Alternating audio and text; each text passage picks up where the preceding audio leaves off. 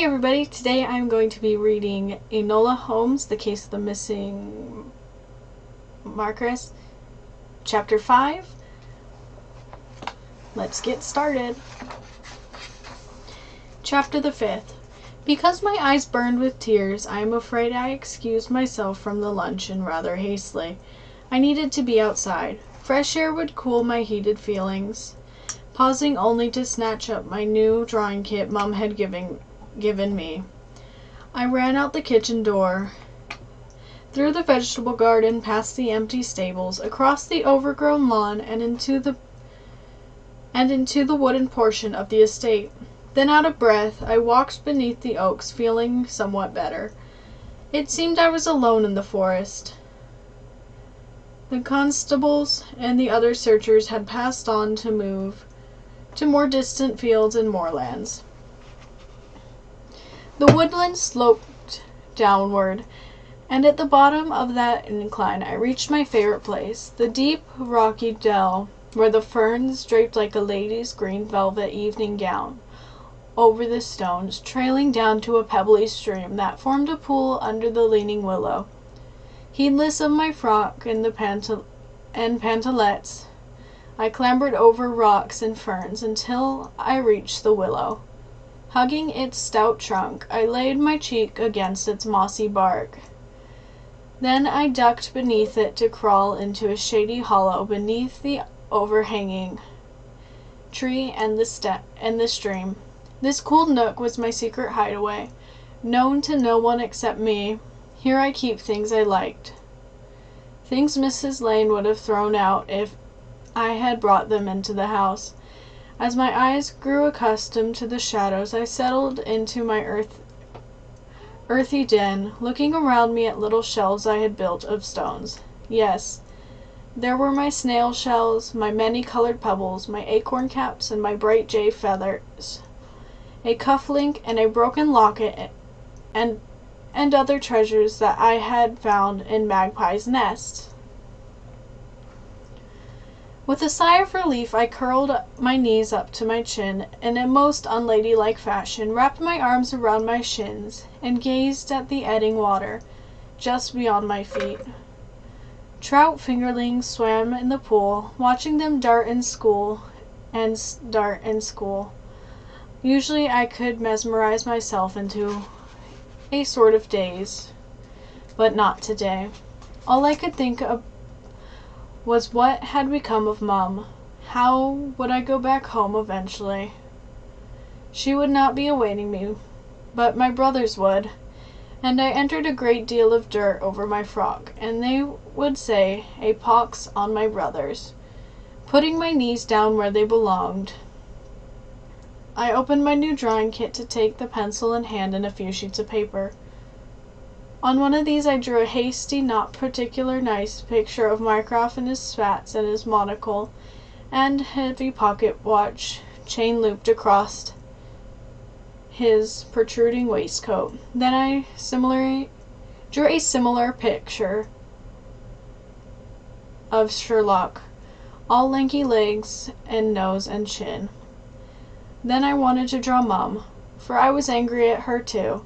I wanted to sketch her as she might have looked the day she went away, in her hat like an upside-down flower-pot, turkey-back jacket, and a bustle so ridiculous. And she hadn't even taken her art kit with her.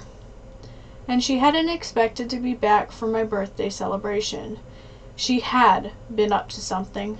As much as it hurt, I admitted it now. I confound her. The whole time I'd been searching for her in a panic. She had been doing very well on her own, enjoying some adventure without me. One would think I might feel glad to conclude that she was alive. Quite to the contrary. I felt wretched. She had abandoned me. Why hadn't she just cast me off in the first place, put me in a basket and left me on a doorstep when I was born? Why had she left me now? Where might she have gone? Instead of sketching, I sat thinking. Laying aside my drawings, I wrote a list of questions. Why did Mum not take me with her? And if she had any distance to travel, why did she not use the bicycle? Why did she dress so oddly? Why did she not leave by the gate? If she struck out across country on foot, where was she going? Supposing she found transportation again, where was she going? What did she do with all the money? If she were running away, why did she carry no baggage? Why would she run away on my birthday? Why did she leave me no word of explanation or farewell?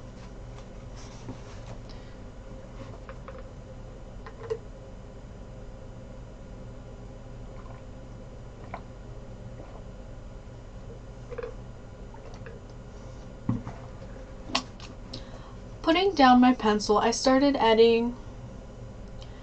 I stared at the eddying stream, the fingerlings flowing past like dark tears. Something rustled in the underbush that flanked the willow. As I turned to look, a familiar furry head poked into my hollow. "Oh, Reginald," I complained. "Let me alone." But I leaned toward the old collie. He thrust his broad, blunt snout at my face, fanning his tail as I put my arms around his shaggy neck. "Thank you, Reginald," I said in a cultured voice.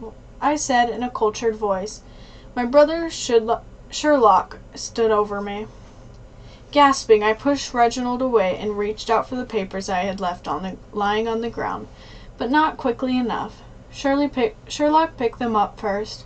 He gawked at my drawings of Marcraft and him, and then threw his head back and laughed, quite silently, yet quite heartily, rocking back and forth until he had to sit down on a shelf of rock beside the willow tree, gasping for breath.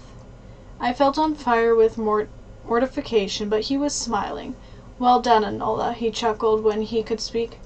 "You have quite the knack for caricature." He gave the sketches back to me. It would perhaps be if Mycroft were not to see those. Keeping my red face down, I slipped the papers into the drawing of the drawing kit. My brother said, "Sometime that tree is going to tumble right into the water, you know. And it is going to be hoped you will not be underneath it when that happens." He was not mocking my hideaway, at least. I felt a mild reproach in his words, and a desire for me to come out frowning. I did so.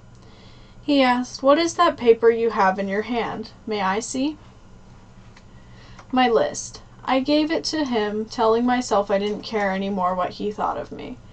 I sat slumping on another fern-upholstered rock as he read. He paid close attention to my list. Indeed, he pondered it, his narrow, hawk-nosed face quite serious now. "You certainly have covered the salient points," he said finally, with some small air of surprise. "I think we can summarize that she did not leave by the gate because she did not want the lodge-keeper to see in which direction she was going, and for the same reason she did not want to use the roads where she might meet with some witness. She had been clever enough to leave us with no idea whether she went north, south, east, or west." I nodded, sitting up straighter, feeling uncountably better. My brother Sherlock had not laughed at my thoughts. He was talking with me. That nameless butterfly in my head, I began to now sense what it was. It had started when I found out that my brother's quarrel was with my mother, not with me. It was a hope, a dream, a yearning, really. Now that there might be a chance, I wanted my brothers too. I did not dare to think in terms of affection, but I wanted them to care for me a little somehow. Sherlock was saying, "As for your other points, Enola, I hope to clear them up very soon." I nodded again. "One question I do not understand. When I asked Lane for a description of your mother's attire, I failed to see how it was odd. I blushed, remembering only my shocking blunder with Lane. I managed just to murmur, the the bustle.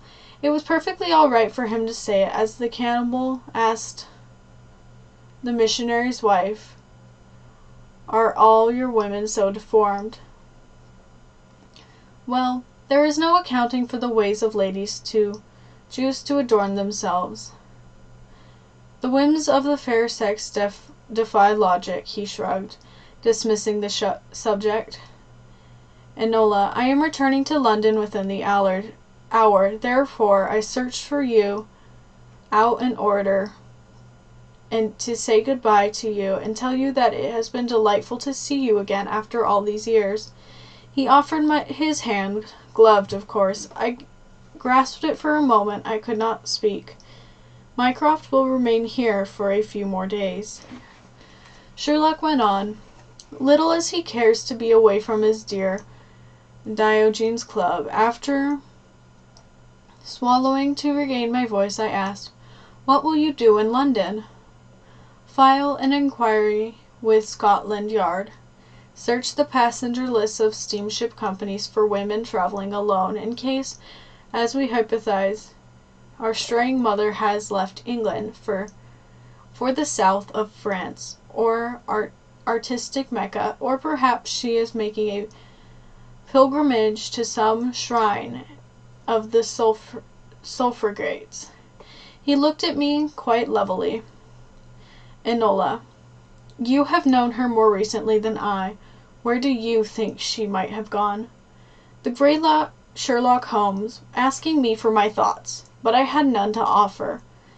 I was, after all, a girl of minimal cranial capacity.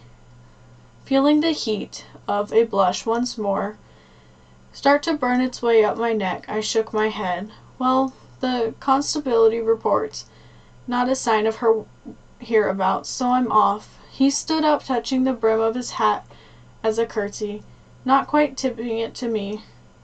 "Take heart," he told me. "There was no indication that she has come to any harm." Then, swinging his stick, he walked up the rocks of the dell with easy dignity, as if ascending a marble stairway to some London palace.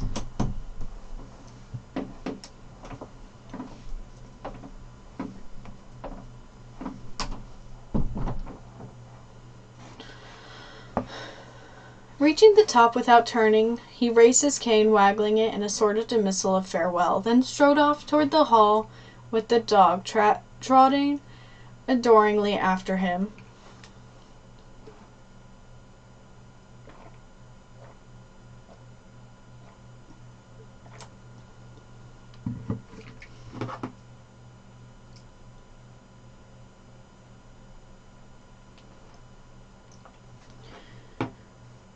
I watched him until he disappeared between the forest trees, watched after him almost as if I knew that, through no fault of his own, I would not converse with him again for a long time.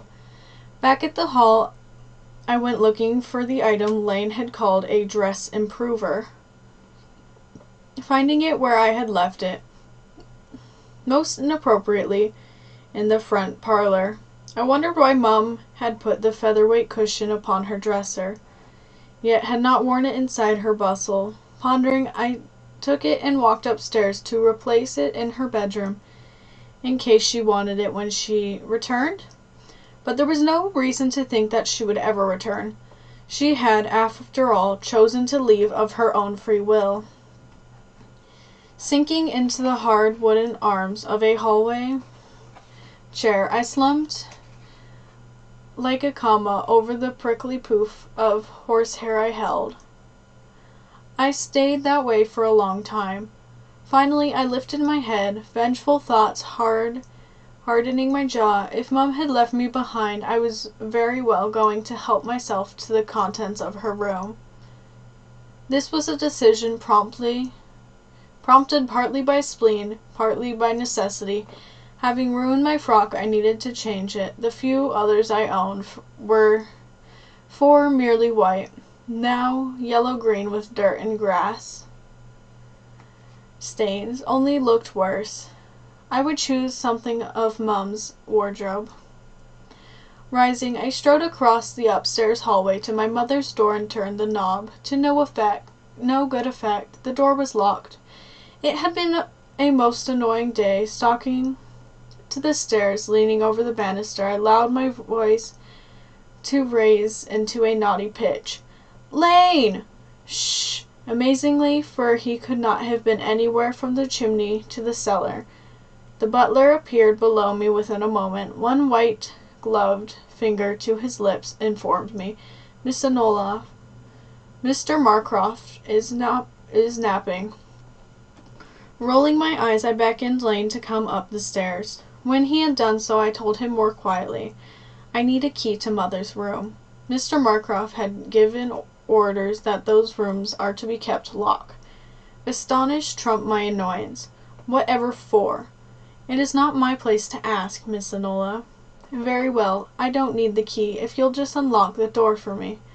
"I should have to ask Mr. Mycroft's permission, Miss Enola, and if I awaken him he will be put out. Mr. Marcroft has given orders." Mr. Marcroft this, Mr. Marcroft that. Mr. Marcroft could go soak his head in a rain barrel. Light-tipped, I thrust the dress improver at Lane. "I need to put this back where it belongs." The butler actually blushed, which gratified me, as I had not seen him do so ever before.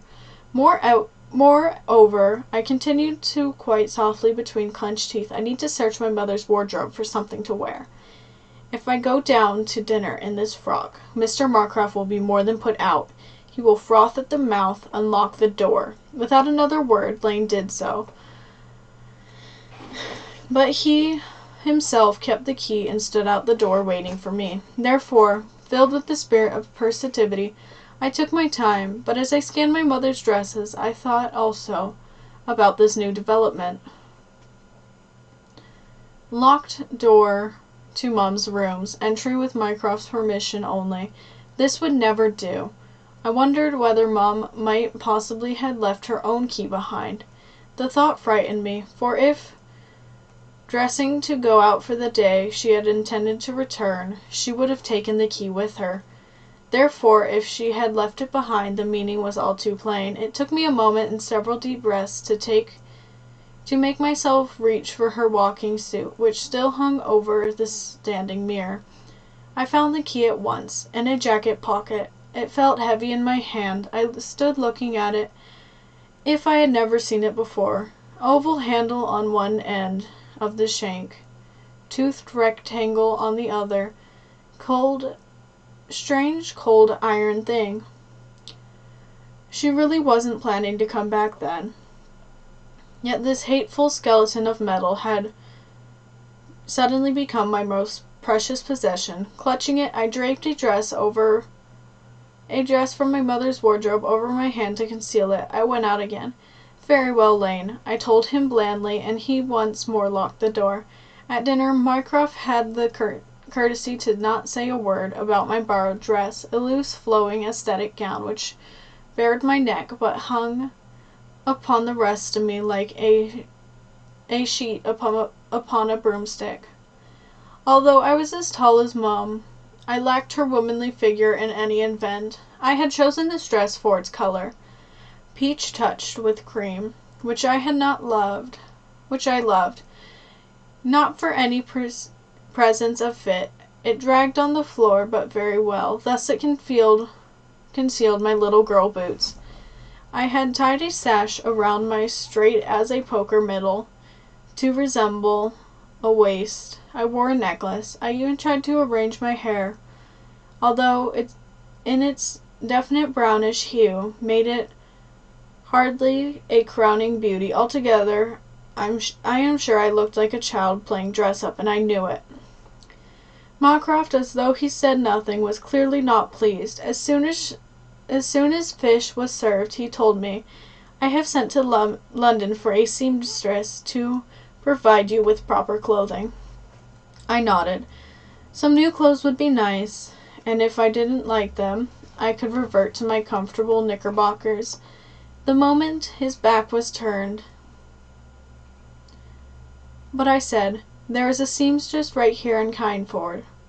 Yes, I am aware of that, but London seamstresses will know exactly what you need for boarding school. What was he talking about? Quite patiently, I said, I'm not going to boarding school. Just as patiently as he responded, Of course you are, Enola. I have sent inquiries to several excellent establishments for young ladies. Mother had told me about such establishments. Her rational dress journals were filled with warnings about their cultivation of the hourglass figure at one such school. The headmistress tightened a corset upon each girl who entered, and on the girl's waist the corset stayed, day and night, waking or sleeping, except for 1 hour a week when it was removed for oblations.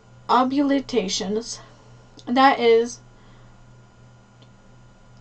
so that the girl could bathe. Then replaced tighter, depriving the wearer of any ability to breathe normally, so that the slightest shock would cause her to fall down in a faint. This was considered charming. It was also considered moral, the corset being an ever-present monitor, bidding its wearer to exercise self-restraint. In other words, making it impossible for the hapless victim to bend or relax her posture. The modern corsets, unlike my mother's old whalebone ones, were so long they needed to be made of steel as so not to break. The rigidity displacement of internal organs and deforming the rib cage. One schoolgirl's corseted ribs had actually punctured her lungs, causing her ultimately demise. Her waist, as she lay in her coffin, had measured 15 inches. All of this passed through my mind in an instant as my fork dropped to the plate with a clatter. I sat stunned, chilled by the horror of my situation, yet unable to state any of my objections to my brother. To speak of such intimate matters of the female form to a male was unthinkable. I was only able to grasp. But mother, there is no assurance that your mother will come back any time soon. I cannot stay here indefinitely. Thank goodness, I thought. And you can't just vegetate here by yourself, now can you, Enola? Are Lane and Mrs. Lane not to stay on? He frowned, putting down the knife of which he had been buttering his bread. Of course. But servants cannot possibly provide you with proper instruction and supervision. I was about to say Mother would not like. Your mother has failed her responsibility to you. His tone had grown considerably sharper than the butter knife. What is to become of you if you do not acquire some accomplishments, some social graces,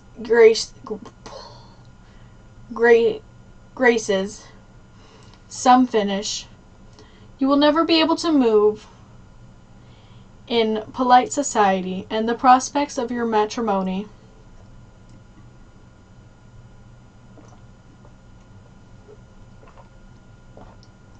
are dim to now in any event, I said, as I looked just like Sherlock.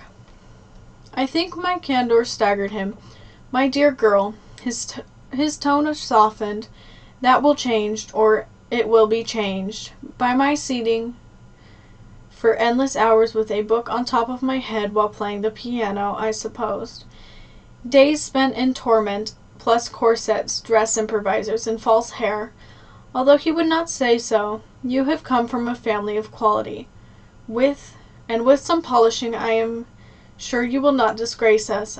I said, I have always been a disgrace. I will always be a disgrace, and I am not going to be sent to any finishing establishment for young ladies. Yes, you are. Glaring across the table at each other in the candle-lit twilight, we had given up any presence of dining. I am sure he was aware, as was I, that both Lane and Mrs. Lane were eavesdropping in the hallway, but I, for one, did not care. I raised my voice. No, get me a governess if you must, but I am not going to any so-called boarding school. You cannot make me go. He actually softened his tone and said, Yes, I can, and I shall.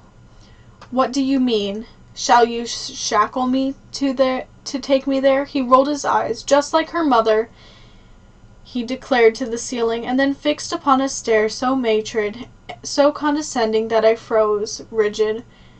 In tones of sweetest reality he told me, "Enola, I legally hold complete charge over both your mother and you. I can, if I wish, lock you in your room until you become sensible, or take whatever other measures are necessary in order to achieve that desired result. Moreover,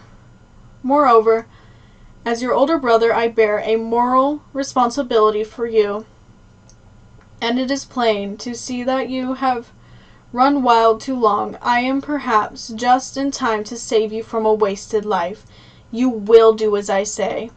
In that moment I stood exactly how Mom had felt during those days after my father's death, and why she made no attempt to visit my brothers in London or welcome them to Ferndale Park, and why she'd tricked money out of Mycroft. I stood up. Dinner no longer appeals to me. You'll excuse me, I'm sure. I wish I could say I swept with cold dignity out of the room, but the truth is I tripped over my skirt and stumbled to the stairs. End of chapter 5.